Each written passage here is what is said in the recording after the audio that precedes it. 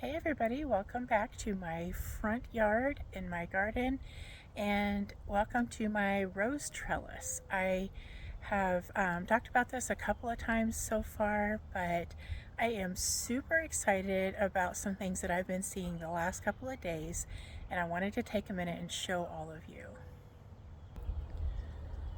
The first thing is just honestly how tall this thing already is. Now this is not the climbing rose specifically, but this one is growing some nice long tall stems, and way up at the top there I've got a little bud, and I've been watching that one for a few days now. But this one right here, a little bit lower, about halfway up, just blowing in the breeze there, getting ready to open up soon. Super cute. And right down here in the middle, this one opened up a couple of days ago. Look how gorgeous. I love how they occasionally have those little white streaks on them. Now, one other thing that I've been watching on this rose, I want to trim some of this kind of gangly growth over here. It's too far from the trellis to really be useful for what I want, but I've been waiting on these rose hips to be nice and ripe. And look at that beautiful color on there, just like a little apple. Here's one more back here. There we go. Just so pretty. This one maybe could go a little bit longer, but I think it's going to be okay if I cut them now. So this one here is the smaller one, and I went ahead and cut into it, and I can see that it really wasn't as mature as I thought. So those seeds in there are not going to be viable. They're definitely way too green or white, really. But the fruit of this one, if you ever have had rosehip tea or something of that sort, it is packed with vitamin C.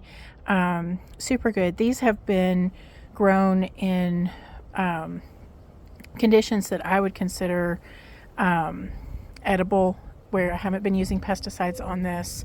I've used a little bit of insecticidal soap, but avoided any kind of a treatment that would make this fruit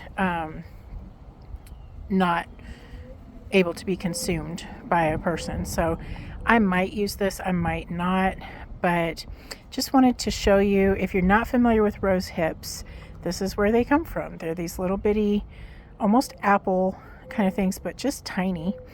And this one's smaller than usual, but cute little bits of fruit that grow from the flower of the rose. If it gets fertilized, it forms these seeds up inside of it. And I do have some, I'm trying to get this to open up a little bit more. I do have some from last year. Sorry about the crazy camera angles. That I had some nice dark full-sized seeds in there, and I've saved them. I haven't done anything with them. I need to research how to handle them effectively. If I need to cold stratify them, I think I do. So if you have any tips on growing a rose from seed, then please leave me some comments, and I will be doing some research, and I will follow up with you soon. One other spot that I wanted to show you while I'm out here is the morning glories that I planted inside of the rose arbor are getting big enough that I had to detangle them from themselves a little bit, and I gave them some help. I just tied a simple bit of garden twine in a loop around a couple of sections on the lower part of the trellis, and it just gives them something that they can hold on to easier. And you can see this one is already twirling itself right around there and getting nice and cozy. So that is going to continue climbing all the way up the side of this trellis and provide some blooms and some greenery on the inside.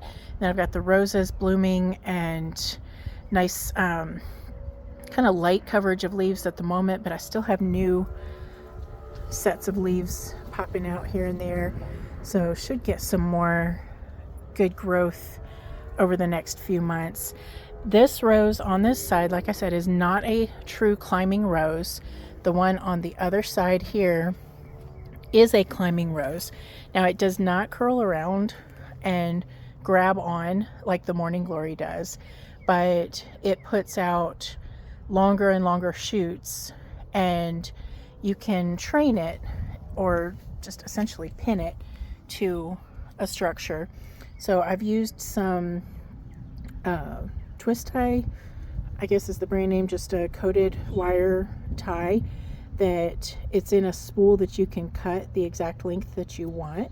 So I can get much longer pieces or short ones when I need them.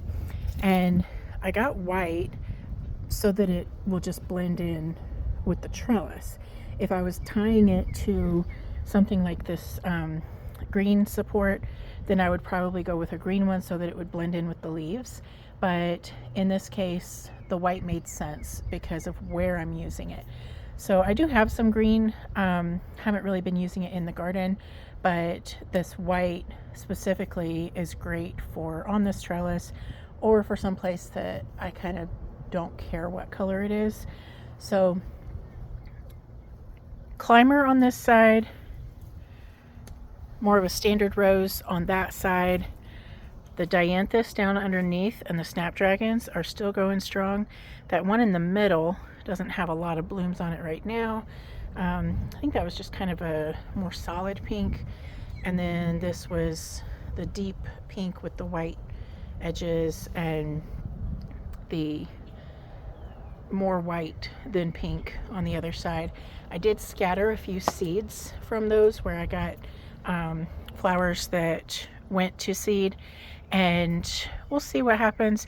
I'm starting to think that all of this stuff in behind here is just weeds and not actually the flowers that I planted. But I read a funny meme, I guess today, that said the way to know the difference between a good valuable plant and a weed is if you pull it up and it comes up easily, then it was your valuable plant.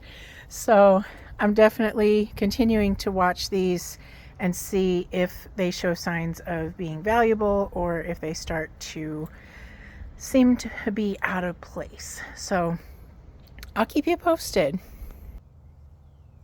And that's it for today. Just a quick little update, sharing these beautiful blooms with you, sharing another beautiful day here in the Sun Coast of Florida.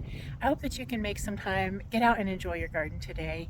It is gorgeous, 70s here, wherever you are. If it's still cold, I'm sorry, but just take some time, enjoy the sunshine, enjoy being outdoors and growing something, just enjoying all the world around you. Have a great day. I'll see you next time.